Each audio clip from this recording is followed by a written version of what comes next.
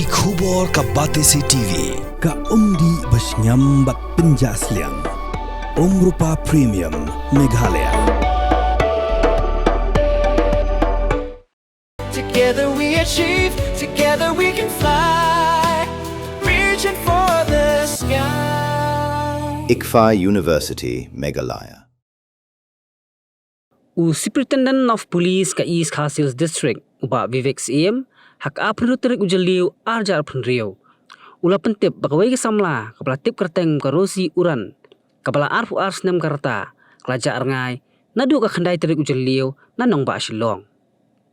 Hau kerwo bala pha asilap sai khubor USP Ula Pyntip bakani Samla ka doni karnyeng ka bajarong sanput arinci kadur khamat ka basairong bat pelun ki khamat rong keti usnyu rong yong ubajrong bat ka keren da khatin Hindi bat garo hakasur ketien ka bajam kani ka Samla ka phong da ka kurta rong pink bat ka jeans rong blue bat ki slipper hakaju ka por USP Ula Pyntip ru ba wei urang ba ubla tip kerteng kum Anjani Kumar Upadya ubla alu pras nem karta ula jar ngai na kasnong Mawpat Shillong nandu ka apsau trik ujaliu aja pun riu uni urang ba udon ya karnyeng ka bajrong sanput prainci kadur khamat ka bak hamdum rong bat ba pelun ka khli basalan malu mala khumut berben bat ukuran da khatin Hindi hak sur keren ka bak hamstan uni urang ba upong da ka tracksuit jacket kapatlun bat ki juti USP ula kerpat yakinu ki Ïohi netip syapang jong kini arngon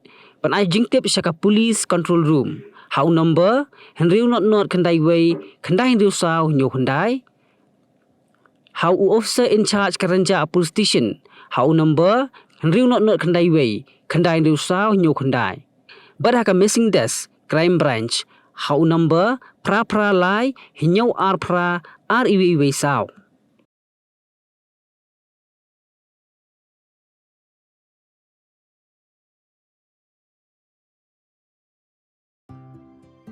Mornings are always busy. Everything feels fast. I hear mom shouting and I'm trying not to be late.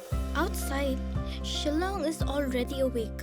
Cars move slowly, horns are loud. It feels like everyone is in a hurry. Then the STEMS bus comes in, bright and yellow, always on time. The caretaker waves and I feel okay. Inside, we laugh and sing. We share snacks. We help each other with homework. It feels nice. My parents know I'm safe through the STEMS app on Mom's phone. Because this bus isn't just a ride. It takes us to school with friends and a little bit of hope. This is STEMS, our ride, our future.